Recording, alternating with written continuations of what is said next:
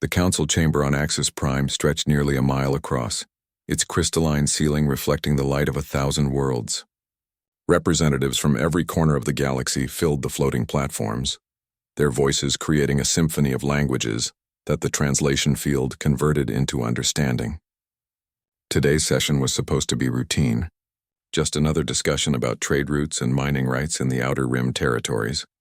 Ambassador Krell stood at the center podium, his silver skin catching the light as he gestured with 4 graceful arms. The Viridian had led the Galactic Council for 3,000 years, and Krell carried himself with the quiet confidence of a species that had never known defeat. He was tall, elegant, and spoke with the measured tone of someone who believed absolutely in the power of reason and civilization. "We have discovered something unusual," Krell announced, his voice filling the chamber. "Our archaeological teams have found structures on a dead world in Sector 779. The ruins are old, older than any civilization we have on record. They belong to the predecessors." A murmur ran through the assembly. Everyone knew about the predecessors, the mysterious civilization that had vanished millions of years ago. They had left behind scattered ruins and artifacts, but never any clear message about who they were or where they had gone. Finding a new site was rare and valuable. "What did you find?" asked the Kryn ambassador, a reptilian creature whose scales shifted colors with his emotions. "Technology. Weapons? Warnings," Krell replied, and something in his voice made the chamber quiet. "The site is a monument covered in text in dozens of languages. Our teams have translated most of it. The predecessors left a message for whoever would come after them." He activated the holographic display above the podium. Ancient symbols appeared, flowing and changing as the translation field interpreted them. The message was simple but repeated over and over in variations. "Beware the children of violence. Do not wake the species born of fire and fury. Leave them undisturbed in their distant stars or all will burn." For a moment the chamber was silent. Then someone laughed. It started with the Solex delegation and spread through the assembly like a wave. Even Krell smiled, a thin expression of amusement. "Superstition," declared the Kryn ambassador. "The predecessors were advanced, but they were still primitive in their thinking. They believed in destiny and fate. We know better. The galaxy is governed by science and reason." Krell nodded in agreement. "Indeed. However, we felt it was important to document the finding. Our scientists believe the predecessors may have encountered a particularly aggressive species at some point in their history, and these warnings are a response to that trauma. It tells us more about their psychology than about any actual threat." The discussion moved on to other matters. Mining rights were debated. Trade agreements were signed. The galaxy's business continued as it always had, smooth and orderly. But in the back of the chamber, a young Viridian named Thessa sat at her workstation, studying the symbols more carefully. Thessa was a xenoarchaeologist, barely 200 years old, which made her practically a child by Viridian standards. She had spent her entire adult life studying the predecessors, trying to understand a civilization that had accomplished things the current galaxy could only dream about. She believed the warnings meant something more than simple fear. While the assembly debated trade routes, Thessa ran the symbols through deeper analysis programs. There were patterns in the text, mathematical sequences hidden in the grammar structure. The predecessors had been brilliant mathematicians. They never did anything without purpose. After 3 hours of work, she found what she was looking for: coordinates. The numbers pointed to a specific location in the galaxy, a yellow star in a remote spiral arm that the surveys had marked as uninteresting. The system had primitive planets, no advanced civilizations, nothing worth the cost of traveling so far from the established territories. But the predecessors had marked it specifically, had encoded its location in their warnings. Thessa reported her finding to Ambassador Krell that evening. He listened politely in his office, a room decorated with artifacts from a dozen worlds. "Interesting work," he told her. "But I'm not sure what you expect me to do with this information. Should we avoid an entire star system because an extinct civilization left cryptic warnings? That's not how we operate. We could send a probe," Thessa suggested, "just to look, to see what's there." Krell considered this. He was not an unreasonable leader. "Very well. I'll authorize a long-range survey. But I want you to understand something, Thessa. The galaxy is vast and full of wonders and dangers. We can't live our lives in fear of ancient ghosts. The predecessors are gone. We are here. We build our own future through wisdom and careful action. Thessa bowed and left, but she felt uneasy. Something about the warnings bothered her, a feeling she couldn't quite name. That night she dreamed of fire spreading across the stars. On the other side of the galaxy, Lieutenant Commander Jake Morrison sat in the pilot seat of a small research vessel called the Wanderer. The ship was humanity's first attempt at faster-than-light travel, built from theories that had taken 50 years to develop and another 20 to turn into working technology. Jake was 32 years old, a test pilot with steady hands and a reputation for staying calm when things went wrong. "All systems green," reported his co-pilot, a woman named Kate Lewis who had been Jake's friend since their academy days. "The jump drive is charged and ready." "Mission Control, this is Wanderer," Jake spoke into the communication system. "We are ready to initiate the first faster-than-light jump test. All crew are secured." From Earth, millions of miles away, the response came. "You are cleared for jump, Wanderer. Good luck. The whole world is watching." Jake took a breath and pressed the activation sequence. The jump drive hummed, building up energy that bent space itself around the small ship. For a moment, nothing seemed to happen. Then reality twisted, and the Wanderer slipped through the fabric of space like a needle through cloth. They traveled 10 light-years in the span of a heartbeat. When they emerged, alarms were ringing, but Jake checked the readings and laughed with relief. "We did it. The jump worked. We're alive and we're 10 light-years from home." Kate was already running diagnostics. The drive performed better than expected. "We can make the return jump in about 6 hours once it recharges." What neither of them knew was that their jump had created a ripple, a wave of exotic energy that traveled faster than light itself, spreading outward through the galaxy like circles on a pond. It was a signature that screamed to anyone listening that something new had learned to touch the stars. 3 weeks later, the Viridian Survey probe reached the yellow star system. It found 9 planets, the third one covered in blue water and green land. The probe detected radio signals, primitive satellites, and most importantly, the fading energy signature of a jump drive test. Ambassador Krell called an emergency session of the Council. "We have found them," he announced. "The species at the coordinates from the predecessor warning. They are primitive but developing quickly. They have achieved faster-than-light travel through crude but functional means." "What do you recommend?" asked the Kryn ambassador. Krell smiled. "We do what we always do. We make contact. We offer them guidance and a place in the galactic community. Whatever the predecessors feared, it was millions of years ago. These humans are young and will benefit from our wisdom." The Council voted to send a diplomatic fleet.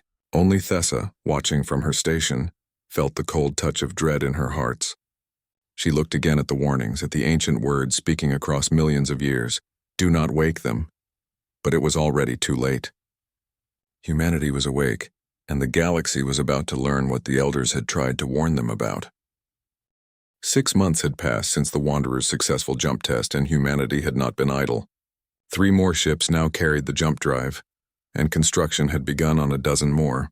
Earth's United Assembly had authorized funding for a proper exploration fleet, and the mood was optimistic. Humanity was no longer trapped in one star system. The universe was open before them.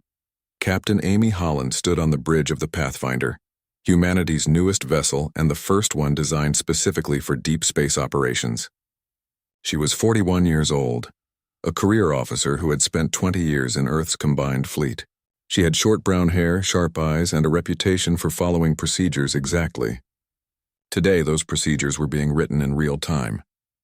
"Captain, we're detecting multiple contacts at the edge of the system," reported the sensor officer. "They just appeared on our screens. I count 20 vessels, all significantly larger than anything we've built." Amy felt her heart race, but her voice stayed calm. "Sound General Quarters. Send a tight beam message to Earth Command. We have visitors." She studied the display, watching the unknown ships hold position near Neptune's orbit. "Send a greeting on all frequencies. Standard first contact protocol." The message was simple. "This is Captain Amy Holland of the Earth vessel Pathfinder. We come in peace and welcome communication." The response came in perfect English, which was both impressive and slightly unsettling. "Greetings, Captain Holland. I am Ambassador Krell of the Viridian Collective. We represent the Galactic Council, an alliance of civilized worlds. We have come to welcome humanity to the greater community." Over the next 3 days, a series of meetings took place. The Viridian were polite, sophisticated, and clearly far more advanced than humanity. Their ships were beautiful, elegant designs that seemed to bend light around them. Their technology was thousands of years ahead of Earth's best efforts. They spoke of a galaxy filled with wonders, of trade and knowledge and peaceful cooperation among hundreds of species. But there was a condition. Ambassador Krell explained it during a meeting aboard his flagship, with Amy and a delegation from Earth present. The conference room was stunning, with walls that showed real-time images of distant nebulae and galaxies. Krell sat across from them, his forearms folded in a gesture that the translation software said indicated friendly formality. The Galactic Council has rules, Krell explained. They exist to prevent conflict and ensure stability. When a new species joins the community, they must accept guided development. This means you will have advisors, Viridian experts who will help you advance safely. It also means certain restrictions on military development. Autonomous weapons, unrestricted artificial intelligence, and certain classes of warships are forbidden. Dr. Lisa Monroe, Earth's chief diplomat, nodded thoughtfully. She was a small woman with gray hair and decades of experience in international negotiations. We understand the need for rules. But what exactly does guided development mean? Would we lose our sovereignty? Not at all, Krell assured her. You would remain self-governing. But major decisions about technology and expansion would require council approval. It's for your own protection as much as for the galaxy's stability. Commander Ben Carter, representing Earth's military, spoke up. He was a veteran of the corporate wars, a conflict that had nearly destroyed Earth 30 years ago. His face was scarred, and his voice carried the weight of someone who had seen what happened when people weren't prepared to defend themselves. So you want us to disarm? Ben said bluntly. You want us to trust that the galaxy is safe and that we'll be protected. You would be protected, Krell replied. The Council maintains peacekeeping forces. No member world has been attacked in 3,000 years. Because they can't defend themselves if they wanted to, Ben shot back.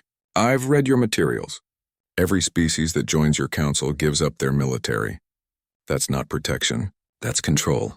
The meeting grew tense. Lisa tried to smooth things over, but the fundamental disagreement was clear. Earth's leadership was divided. Some, like Lisa, believed cooperation was necessary. Humanity was weak compared to the galaxy's established powers. Refusing the Council's offer might lead to isolation or worse. Others, like Ben, believed that surrendering military capability was suicide. History had taught humanity that the strong decided the fate of the weak. The Viridian gave Earth 30 days to decide. The debate raged across Earth. News broadcasts showed divided opinions. Scientists wanted access to alien technology. Military leaders warned about dependence. Politicians argued about sovereignty. The United Assembly held vote after vote, but couldn't reach consensus. On day 23, everything changed. A Viridian scout ship was conducting surveys near Mars when it entered a restricted military zone. Earth's defense protocols were clear. Unknown vessels approaching military installations without authorization would be warned once, then engaged. The Viridian scout, accustomed to traveling freely through friendly space, ignored the warnings. It didn't consider them serious threats. A railgun platform operating on automatic defense protocols fired. The Viridian scout's shields absorbed the first shot easily, but the second shot came from a different angle, hitting a vulnerable sensor array. The ship's automated systems interpreted this as an attack and fired back, destroying the platform. A human warship responded, and within minutes the Viridian scout was debris floating in space. The Viridian were shocked. From their perspective, they had been conducting peaceful surveys when they were attacked without provocation. Their scout had only defended itself, yet the humans had escalated to lethal force immediately. Earth's military saw it differently. An alien vessel had ignored warnings, entered restricted space, and destroyed a defense platform. The return fire was justified self-defense in Earth's own territory. Ambassador Krell demanded an explanation. A holoconference was arranged, with both sides trying to explain their actions. But the translation software, sophisticated as it was, couldn't bridge the cultural gap. The Viridian concept of peaceful presence didn't match humanity's understanding of territorial sovereignty. What the Viridian considered a minor incident, humanity viewed as an invasion of their space. You attacked our vessel unprovoked, Krell stated, his voice cold. Your vessel entered military space without authorization after being warned, Amy replied. She had been called to speak for Earth's military. According to our laws, that's an act of aggression. Your laws are not galactic laws, Krell said. You are a primitive species that has just achieved interstellar travel. You don't get to threaten council vessels operating in what will soon be council space. The words hit like a slap. Amy felt anger rise in her chest. Soon be council space? We haven't agreed to join your council. This system belongs to humanity. That is not how it works, Krell replied. Space is not owned. It is administered by the council for the benefit of all. You have been offered membership. If you refuse, you will be classified as a hostile entity in council space. Are you threatening us? Amy asked quietly. I'm explaining reality, Krell said. The galaxy has rules. You can accept them peacefully, or you can learn them the hard way. We have dealt with stubborn species before. They all eventually understand. The Holo Conference ended badly. Earth's assembly went into emergency session. Commander Ben Carter argued that the Viridian had revealed their true nature. They didn't want partners. They wanted subjects. Dr. Lisa Monroe countered that escalating with a vastly superior force was insane. Earth needed more time, more preparation. But time was running out. The Viridian Council held their own emergency session. Ambassador Krell reported that humanity was proving difficult and potentially dangerous. Their military technology was primitive, but their willingness to use force was concerning. The council debated options. Thessa, the young xenoarchaeologist, tried to speak up during the session. The predecessor warnings specifically mentioned this species. Perhaps we should reconsider our approach. An elder council member dismissed her concerns. The predecessors left warnings about many things, most of which proved to be superstition. We cannot let ancient fears dictate modern policy. Humanity is aggressive, yes, but they are also weak. A show of force will make them see reason. The council voted to send a subjugation fleet, not a full military assault, they assured themselves. Just enough ships to demonstrate the futility of resistance. Humanity would see the overwhelming power arrayed against them and make the logical choice to submit. What the council didn't understand was that humanity rarely made the logical choice when threatened. On Earth, Ben Carter received intelligence about the approaching fleet. They're coming, he told the assembly. 200 ships, enough firepower to crack a planet. They'll be here in 72 hours. We should negotiate, Lisa urged. There's still time to accept their terms, and if we do, Ben asked, how long before they make new demands? How long before we're completely at their mercy? He looked around the room at the assembled leaders of Earth. I know we can't win a straight fight, but we don't have to. We just have to make them bleed enough that they decide we're not worth the trouble. The vote was close, but Earth chose to fight. Captain Amy Holland received her orders with a heavy heart. She was too.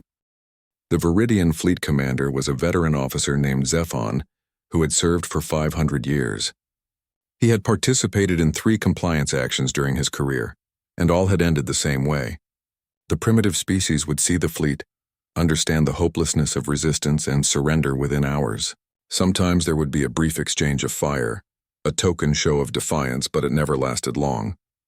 Civilized beings understood when they were outmatched. Zephon expected the same from humanity. When the deadline passed and no surrender came, he was surprised but not worried. Perhaps they need a demonstration, he told his officers. Target their orbital platforms. Destroy 3 of them. That should clarify their situation. The Viridian ships moved forward in perfect formation, their weapon systems charging. They were beautiful vessels, designed as much for elegance as for function.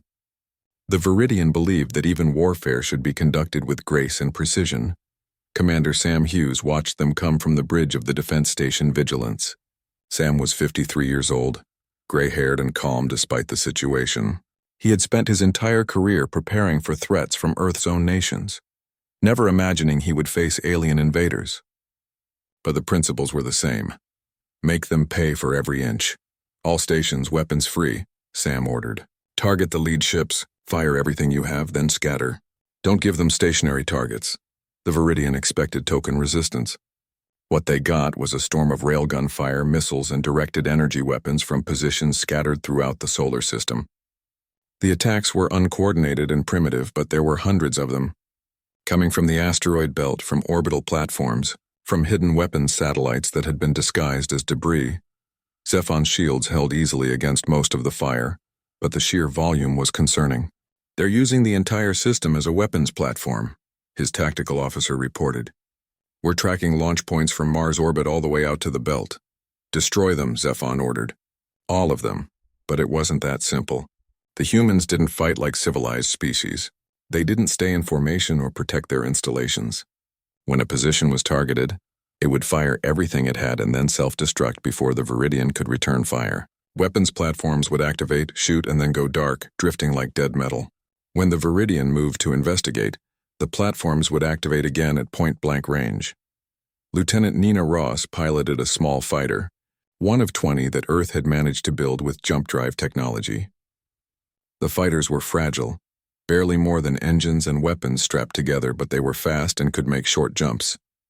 Nina was 27 years old, a pilot who had joined the military because she loved flying, not because she wanted to fight wars. "I've got a lock on their carrier," she reported to her squadron leader, the big one in the center of their formation. "Negative, Ross, break off. Your shields are down to 15%. Return to base." Nina looked at her readouts. Her fighter had been hit twice and the systems were failing. She wouldn't make it back to base, not through the Viridian screen. But that carrier was the command ship. Its shields were strong, but her sensors showed a gap in the coverage near the rear generator. She thought about her brother, who had been on the platform the Viridian destroyed first. She thought about Earth behind her, and the billions of people who couldn't run or hide. She made her decision. "Tell them we don't kneel," Nina said, and turned her fighter toward the carrier. The squadron leader realized what she was planning. "Ross, no!" "That's not going to—" But Nina had already jumped, a micro-jump that brought her through the carrier's shields.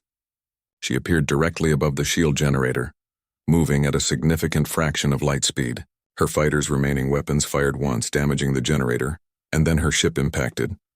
The explosion was small by space warfare standards, but it took out the shield generator. For 10 seconds, the carrier's rear shields were gone. In those 10 seconds, 3 railgun platforms fired from positions in the asteroid belt. 2 shots missed. One hit the carrier's engine section. The Viridian carrier broke in half. Zephon watched in horror as his flagship died. Over 8,000 crew were on that ship. The humans had sacrificed their own pilot to create an opening. What kind of species did that? What kind of warrior threw their life away for a single strike? "All ships, combat spread formation," Zephon ordered, his voice shaking. "Treat every debris field as a potential threat. These humans fight like demons." The battle continued for 3 days. The Viridian pushed forward, destroying Earth's orbital defenses piece by piece. But every victory cost them. The humans used tactics the Viridian had never encountered. They hid weapons in civilian satellites. They programmed automated systems to lie dormant for hours before activating. They used nuclear-pumped lasers, turning their own primitive atomic weapons into directed energy devices. Captain Amy Holland and the Pathfinder used hit-and-run tactics, jumping in, firing, and jumping out before the Viridian could respond. She led the aliens on chases through the asteroid belt, into fields of debris and radiation that the elegant Viridian ships were never designed to navigate. After 3 days, the Viridian had secured Earth orbit, but they had lost 47 ships and over 200,000 crew. The humans had lost nearly everything, but they kept fighting. Zephon authorized ground operations, landing occupation forces at key military installations. He hoped that taking control of Earth's command centers would end the resistance. Instead, it got worse. Colonel Pete Andrews commanded ground forces in North America. He was 45 years old, a career soldier who had studied every guerrilla war in human history. When the Viridian forces landed, expecting either surrender or conventional military engagement, Pete gave them neither. The Viridian troops were well-trained and well-equipped, but they had spent their entire careers in peacekeeping operations. They had never faced an enemy who refused to accept defeat. Pete's forces used improvised explosives, sniper attacks, and psychological warfare. They didn't try to hold territory. They just made every meter cost blood. A Viridian patrol would secure a building only to have it collapse from pre-placed charges. Medical stations would be targeted by long-range fire. Supply convoys would disappear on secure routes. The humans seemed to be everywhere and nowhere, striking and fading like ghosts. "This is not how civilized species fight," the Viridian ground commander reported to Zephon.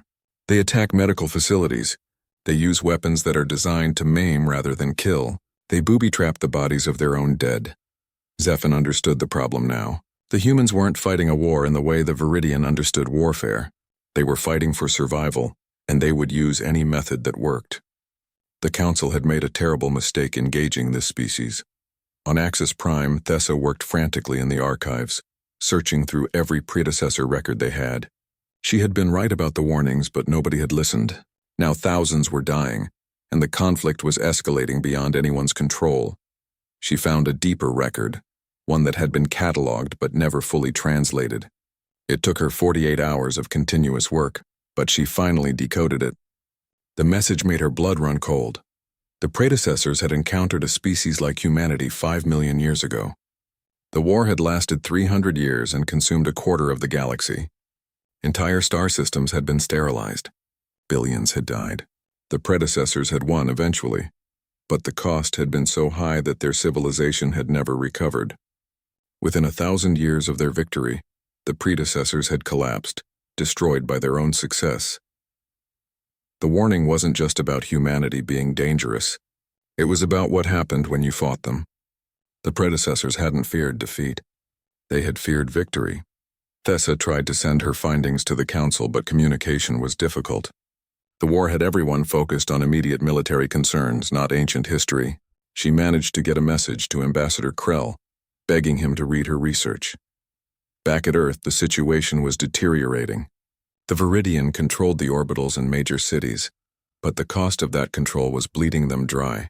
Worse, news of the conflict was spreading through the galaxy. Other species were watching how the mighty Viridian struggled against a primitive world. The Kryn Empire, longtime rivals of the Viridian, began sending covert supplies to human resistance forces. They didn't do it out of kindness. They did it because watching the Viridian bleed was good for Kryn interests. Other species took note. If humanity could hurt the Viridian this badly, maybe the Council wasn't as strong as they claimed. Commander Sam Hughes, still coordinating resistance from a hidden command center deep underground, received intelligence that the Viridian were preparing a final push. They were going to deploy weapons that would destroy military capability across the entire planet. Not planet killers, but close enough. They would turn Earth into a prison, a species locked on a world they could never leave. "We need to hurt them," Sam told his officers. "We need to hurt them so badly that they decide we're not worth conquering." Major Kelly Price spoke up. She was a cyber warfare specialist, 32. The retreat of the Viridian fleet from Earth sent shockwaves through the galaxy. For 3,000 years, the Viridian Collective had been the undisputed military power in known space. No species had ever forced them to withdraw from a conflict. The implications were enormous, and every civilization was recalculating their position in the galactic order. The Kryn Empire moved first. They had been sending covert supplies to humanity, but now they went public with their support.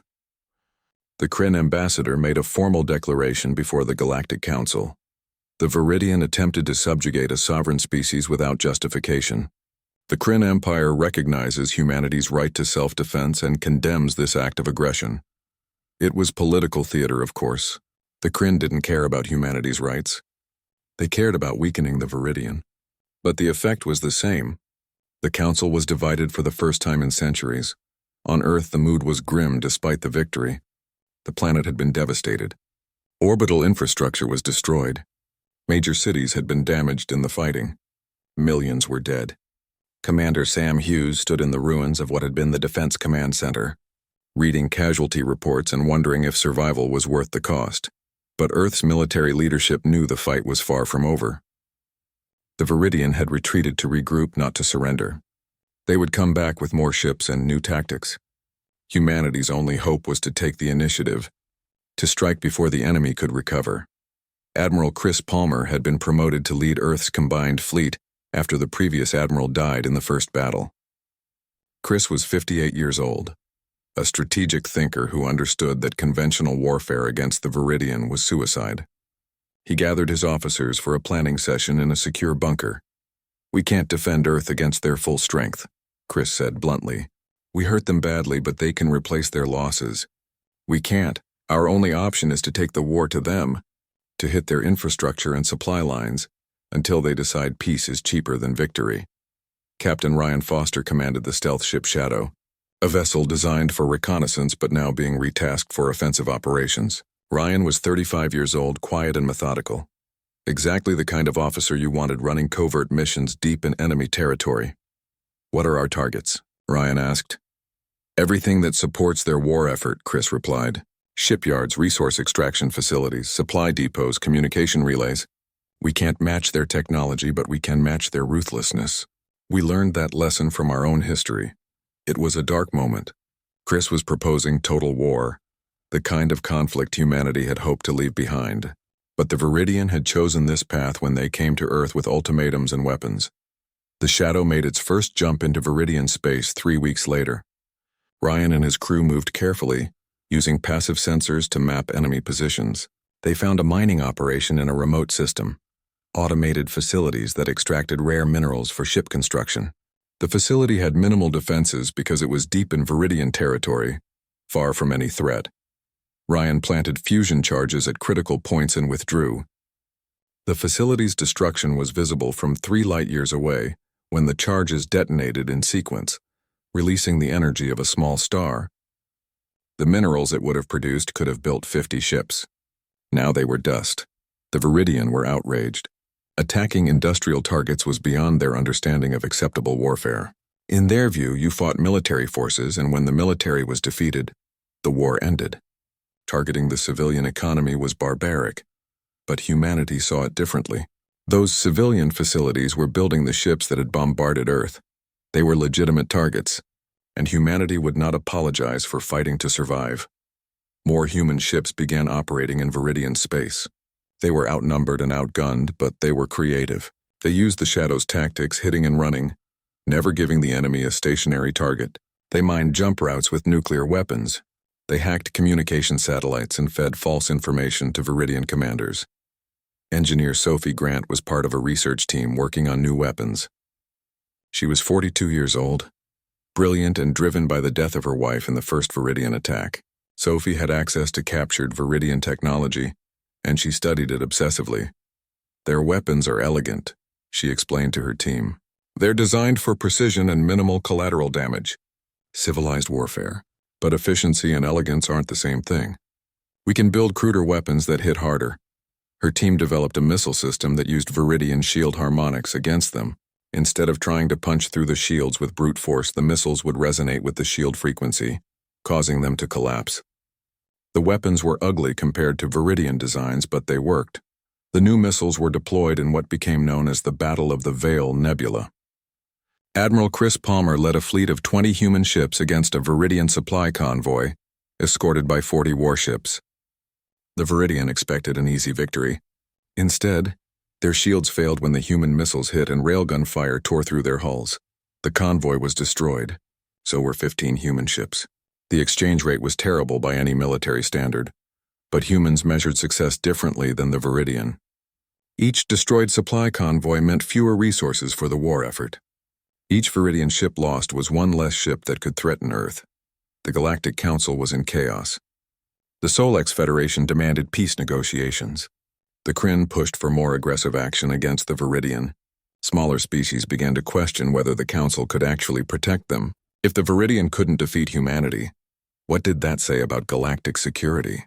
Thessa tried repeatedly to bring attention to the predecessor warnings, but her voice was drowned out by the warhawks on both sides. The Viridian hardliners demanded total victory. Humanity's commanders knew they couldn't stop fighting or they would be annihilated. Both sides were locked in a spiral of escalation. The breaking point came when the Viridian Council authorized the use of planet-killer weapons against Earth. It was a desperate decision. Born from frustration and fear, the human raids were devastating Viridian infrastructure. Their economy was straining. Public opinion was turning against the war. The Council believed that destroying Earth would end the conflict quickly and restore order. They deployed 3 massive vessels, each carrying weapons that could crack a planet's crust and boil away its atmosphere. The ships were old, relics from wars fought long ago, but they had been maintained. The Viridian sent them toward Earth with a heavy escort, planning a strike that would end humanity once and for all. Colonel Danny Wright was working intelligence analysis when his team intercepted communications about the planet killers. Danny was 51 years old, a career intelligence officer who specialized in breaking enemy codes. When he read the decrypted messages, he felt sick. "They're going to kill everyone," he said quietly. "Not just the military, everyone. 4 billion people." The message went up the chain of command immediately. Admiral Chris Palmer called an emergency meeting. "How long do we have?" 6 days until the planet killers arrive in Earth orbit, Danny replied. "They're heavily escorted. Our entire fleet couldn't stop them." "Then we don't stop them," Captain Amy Holland said. She had survived the war so far, though her ship had been destroyed twice. "We don't need to destroy them. We just need to delay them long enough to evacuate as many people as possible." "Evacuate to where?" someone asked. "We don't have colony worlds. We barely have functional ships." Admiral Chris looked at the strategic display, thinking. The Kryn offered support. Real support, not just supplies. If we can get refugees to Kryn space, they might take them. It's not a solution, but it's something. The next 6 days were a nightmare of logistics and desperate combat. Every ship that could carry people was loaded beyond capacity. Millions were evacuated to makeshift shelters on the Moon and Mars, anywhere that might survive the planet killers. But billions remained on Earth, unable to escape in time. The human fleet, what was left of it, moved to intercept the planet killers. They knew it was hopeless. The escorts alone outnumbered them 3-1, and the planet killers themselves were nearly invulnerable. But they had to try. The battle began at the edge of the solar system. Human ships threw themselves at the Viridian escorts with suicidal fury. Every second of delay was another transport full of refugees jumping to safety. Every destroyed escort was one less ship protecting the planet killers. Lieutenant Grace Turner piloted a bomber loaded with every fusion weapon her crew could fit. She was 29 years old and had been a civilian pilot before the war. Now she was aiming her ship at a vessel designed to kill worlds. "I've got to run on the lead planet killer," she reported. "Their escorts are engaged." "I'm going in." "Negative, Turner. You won't survive the point defense grid." Grace looked at her fuel gauge. She didn't have enough to make it back anyway. "Tell my dad I love him," she said and accelerated. Her ship was torn apart by defensive fire before she got within 1,000 kilometers.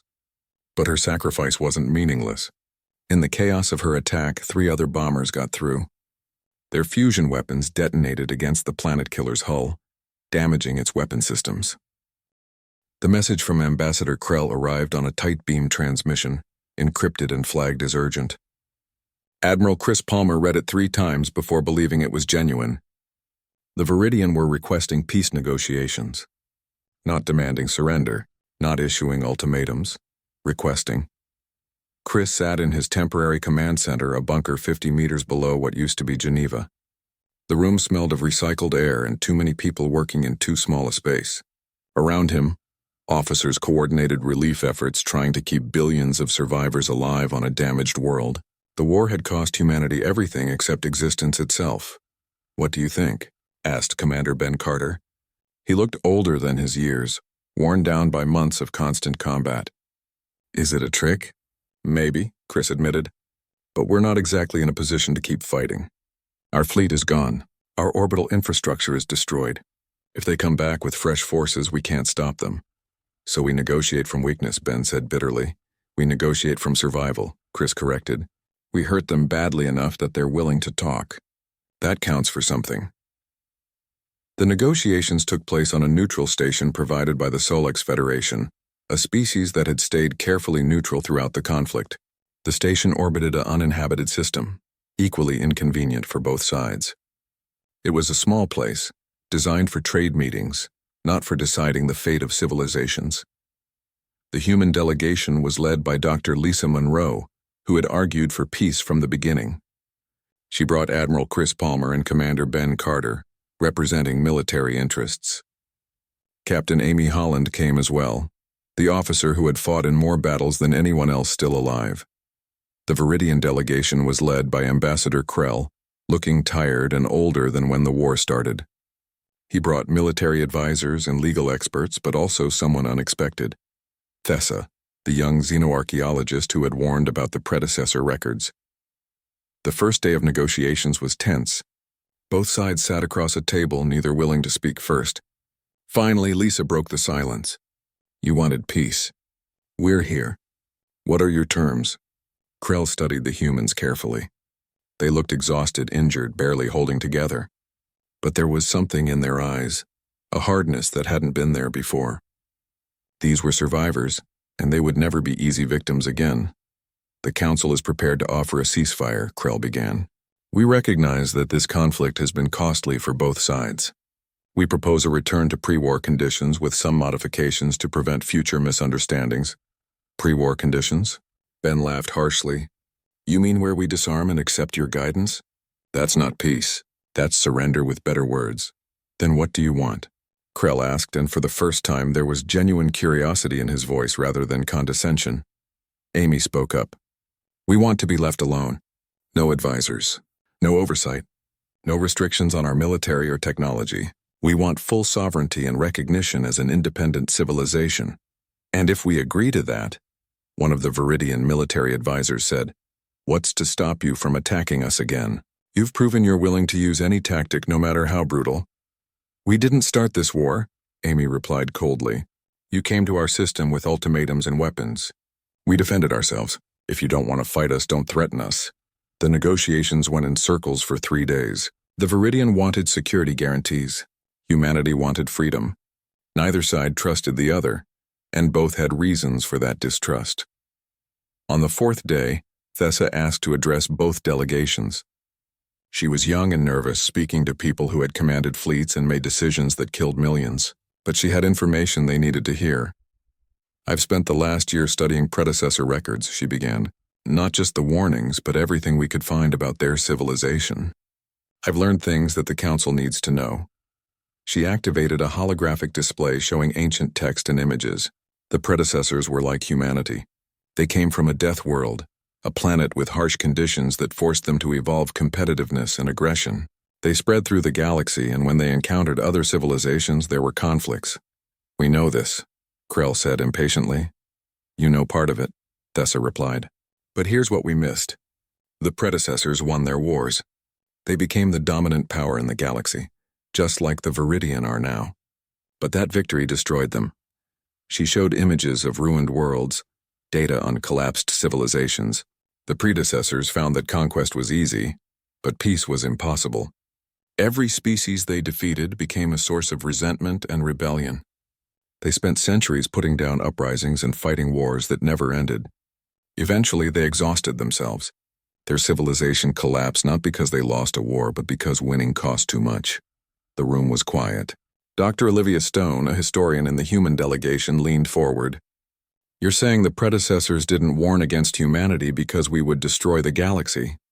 They warned because fighting us would destroy whoever tried. Exactly, Thessa said. The warnings weren't about humanity being evil or dangerous. They were about the cost of conflict with a species that refuses to be conquered. The predecessors learned that lesson the hard way.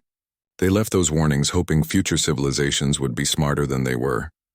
Krell looked at the ancient images, at the ruins of a civilization that had conquered the galaxy and gained nothing but ashes. He thought about the million Viridian dead, the damaged economy, the political chaos at home. He thought about the growing list of species questioning the Council's authority. What are you suggesting? He asked quietly.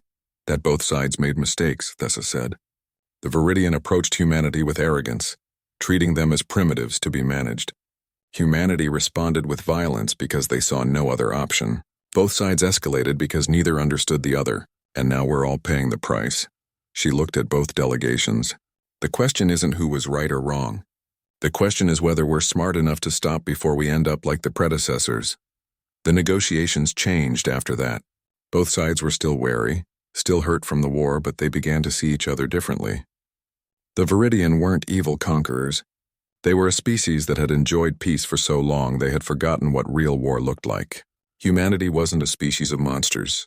They were survivors who fought with everything they had because they had no other choice. The final treaty took 2 more weeks to negotiate. Humanity would have full sovereignty and a permanent seat on the Galactic Council. The Viridian would pay reparations to help rebuild Earth, though both sides knew the money could never replace what was lost. Both civilizations would reduce their military forces and contribute to a joint peacekeeping fleet. There was opposition on both sides. General Chloe Reed led a faction of human military officers who wanted more, who believed the Viridian should be punished harder for starting the war. Among the Viridian, hardliners argued that accepting human demands showed weakness. But the moderates on both sides understood what was at stake. Admiral Chris Palmer put it simply during a speech to the United Assembly: "We proved we could fight. The Viridian proved they could fight. Now we have to prove we can stop fighting. That's the harder war, and it never ends." The treaty was signed 6 months after the first shot was fired. The ceremony took place on the same neutral station where negotiations had occurred. Representatives from across the galaxy attended, watching as humanity officially joined the galactic community not as subjects, but as equals. Captain Amy Holland stood with the human delegation, wearing a dress uniform that still smelled new, because all her old uniforms had burned with her ships. She watched Ambassador Krell sign the treaty with steady hands, and she wondered if peace would last. She hoped it would, but she wasn't naive. Humanity would rebuild its fleet. The Viridian would rebuild theirs. The trust between them was fragile and might shatter at any moment, but it was a start. After the ceremony, Amy found herself standing next to Thessa near a viewport showing the stars. The young Viridian looked at her nervously. "I wanted to apologize," Thessa said. "I tried to warn them. I tried to make them understand the danger. But no one listened." "You did what you could," Amy replied. "We all did. The question is what we do now." They stood in silence for a moment, looking at the stars. Two species so different in their histories and cultures, connected by a war neither had wanted and a peace neither fully trusted. Commander Jake Morrison, whose test flight had started everything, was given a new assignment. He would lead a joint exploration mission, humans and Viridian working together to map unexplored regions of space. It was a symbolic position, meant to show that the two species could cooperate. Jake accepted the assignment with mixed feelings. On his first day commanding the joint crew, he gave a short speech. "We're not friends yet. Maybe we'll never be friends. But we're not enemies anymore either. We're going to explore together, work together, and try not to kill each other. It's not much of a goal, but it's better than what we had." The crew, human and Viridian, looked at each other uncomfortably. Then someone laughed and the tension broke. Back on Earth, reconstruction continued. Engineers worked to rebuild orbital platforms. Farmers worked to restore land damaged by